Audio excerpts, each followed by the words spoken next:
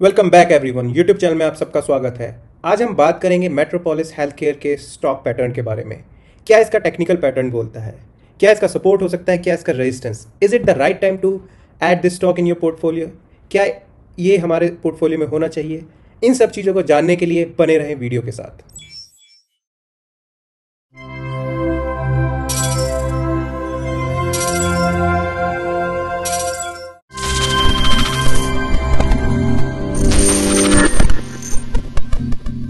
तो अगर हम मेट्रोपोलिस के टेक्निकल पैटर्न की बात करें तो हमने देखा पीछे कुछ टाइम पे ये एक रेंज में था और उस रेंज का ब्रेकआउट देने के बाद इसने करीबन 1525 के आसपास का हाई मारा जून जुलाई के आसपास, और वहाँ से कंटिन्यूस फॉल आया। और कंटिन्यूस फॉल आने के बाद रिसेंटली में इसने 1300 के आसपास पे सपोर्ट लेके एक बाउंस दिया है। और अगर मैं आज की डेट में बोलूँ तो it is trading near 200 EMA level. अगर बात करते हैं सपोर्ट रेजिस्टेंस की तो इसका जो ये करंट लेवल पे है अराउंड 1400 के आसपास, this is acting as a immediate resistance as and may act as a immediate support also. अब हम आपको बाद में बताएंगे कि इमीडिएट रेजिस्टेंस और सपोर्ट ये कैसे काम करेगा। अगर मैं दूसरे रेजिस्टेंस की बात करूं, दूसरा रेजिस्टेंस बन के आता है 1460 के आसपास एंड नेक्स्ट रेजिस्टेंस बन के आता है 1500 के आसपास। और जो लास्ट रेजिस्टेंस अभी एग्जिस्टिंग चार्ट में बन के आता है वो 1560 के आसपास में बन के आता है। सपोर्ट की बात करूँ तो नीचे 1360 के आसपास एक सपोर्ट बन के आता है, उसके नीचे और 1310 के आसपास, और लास्ट में सपोर्ट 4 अगर मैं बोलूँ तो वो बन के आता है 1260 के आसपास।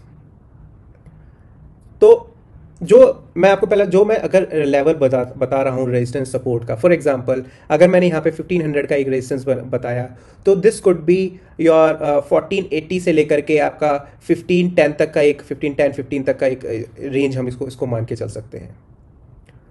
बाकी स्टॉक्स के साथ भी ऐसे रहेगा, इट डिपेंड्स ऑन, क्योंकि स्टॉक थोड़ा ऊपर नीचे रहता है तो उस लेवल को उसके अकॉर्डिंग समझेंगे। तो अब बात करते हैं कि मैंने यहाँ पे ये क्यों बोला कि it is acting as a immediate resistance और सपोर्ट।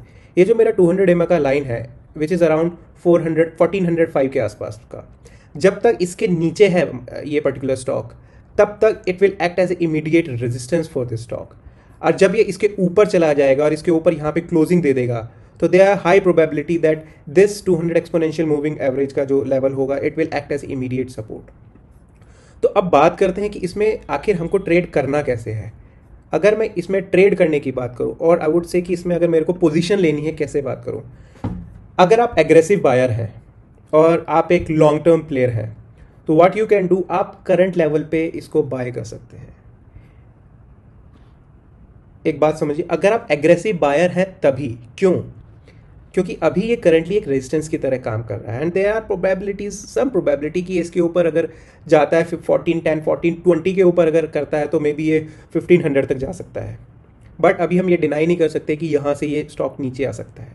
ओके, आपने अगर यहाँ पे एंट्री कर ली, अगर आप एग्रेसिव बायर हैं then you should look to average this stock somewhere around 1330 1350 के आसपास पे। और अगर आपने एंट्री नहीं ली है, आप एग्रेसिव बायर नहीं है और ये ऊपर जाने की वजह नीचे आता है, तो आप इसको 1350 के आसपास ऐड कर सकते हैं एंड नेक्स्ट एंट्री आपकी 1310 के आसपास होनी चाहिए। और 1260 को you should take it as a stop loss, 1260 का मीडियम टर्म स्टॉप लॉस को 1260 को लेंगे हम। सपोज करो अगर ये नीचे नहीं आता है तो ऊपर की तरफ है, अब हमको क्या करना। अगर ये ऊपर जाता है तो हमको वेट करना है, जो इसने आज का डे हाई 1425 के आसपास का मारा है, तो या तो ये इसके ऊपर जाए हम उसको तब बाय कर लें और आज के डे लो को हम एज ए स्टॉप लॉस रखें, या फिर इसको हम ब्रेक होने देते हैं। जब ये रेजिस्टेंस फेस करके यहाँ पे दोबारा से इस लेवल के आसपास आता है तो हम तब ऐड करेंगे, तो प्रोबेबिलिटी कि ये वहाँ से बाउंस कर जाए। और स्टॉप लॉस जो हम यहाँ पे रखेंगे आज के डे का या फिर कल के डे का लो का हम स्टॉप लॉस यहाँ पे मान के चलेंगे। तो ये तो मैंने आपको बता दिया कि इसमें अगर आप एग्रेसिव बायर हैं या फिर आप लॉन्ग टर्म इन्वेस्टर हैं या फिर आप शॉर्ट टर्म प्लेयर हैं तो आपको कैसे एंट्री लेनी चाहिए।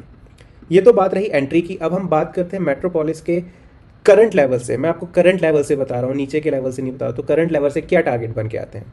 जो इसका सबसे पहला टारगेट बन के आता है 1455 से 1470 के बीच का बन के आता है। अगर ये एक बार यहाँ पे आया तो प्रोबेबिलिटी कि यहाँ पे थोड़ा रेजिस्टेंस फेस करे या फिर थोड़ा कंसोलिडेट करे। अगर रेजिस्टेंस फेस करेगा तो हो सकता है ये दोबारा से 1400 के आसपास आ जाए, बट अगर यहाँ पे थोड़ा कंसोलिडेट करता है तो देयर आर हाई प्रोबेबिलिटी कि वो 1500 और 1530 के लेवल दिखा दे। एक बार 1530 के आसपास आएगा तो आई वुड सजेस्ट यू कि जो है ना, हम इसको दोबारा से रिव्यू करेंगे, इसके टेक्निकल पैटर्न को समझने की कोशिश करेंगे कि उस टाइम पे टेक्निकल पैटर्न क्या सजेस्ट करता है। अगर टेक्निकल पैटर्न अच्छा सर्च करा तो हमारे long term target should be 1610 और उसके बाद 1720 के ऊपर के हमारे इसके लॉन्ग टर्म टारगेट होने चाहिए। So thank you so much, video में बने रहने के लिए बहुत बहुत धन्यवाद। कल फिर मिलते हैं एक नई वीडियो के साथ।